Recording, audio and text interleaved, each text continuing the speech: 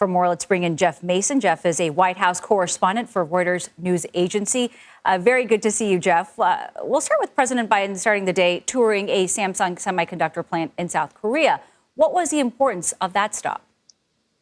Well, it's great to be with you both, and it's very important. I think it was very symbolic. A, that he decided to go to South Korea as the first country on his Asia tour, and B, that he kicked it off with a tour of that plant. The symbolism there is about the need for semiconductors and the role that a semiconductor shortage has played in this pandemic and in the sky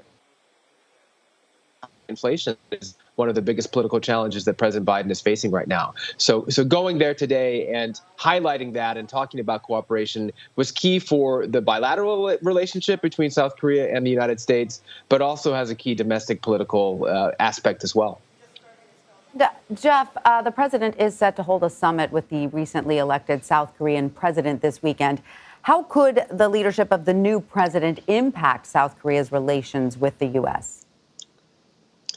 Well, it's interesting. He's kind of a political newcomer, and they have already met, as you showed in the video earlier. But they'll be meeting again over the weekend during his time in South Korea. In terms of how it could impact the relationship, President Yoon is pro-U.S. and has signaled that he'll take a tougher line against North Korea and against China. China, of course, being a major economic and political rival to the United States, and yet that's a relationship that he really also needs to balance because China is the biggest trading partner that South Korea has. The United States is the second biggest. But it could have large and wide-ranging impacts there. And I think that goes back to what I was saying before. That's one of the reasons that President Biden chose South Korea as his first stop. And going back to North Korea, Jeff, what kind of role does the threat posed by North Korea play in this Asia trip, especially in light of the numerous missile tests the country's conducted already this year? Yeah, it hangs over virtually any trip that any U.S. president makes to South Korea and to Asia. We'll see if North Korea does any kind of testing while the president is there. That would certainly be seen as provocative. The White House has said that the president does not plan to go to the demilitarized zone between South Korea and North Korea. I partially still wonder myself if that's something they're just keeping under wraps, but they have said that he's not going to do that.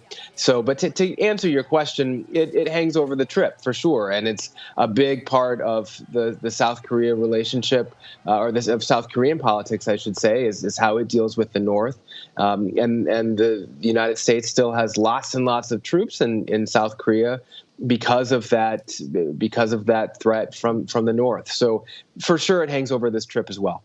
And Jeff, as of now, what is the U.S.'s strategy for dealing with the potential threat posed by North Korea? And could this visit have any impact on that?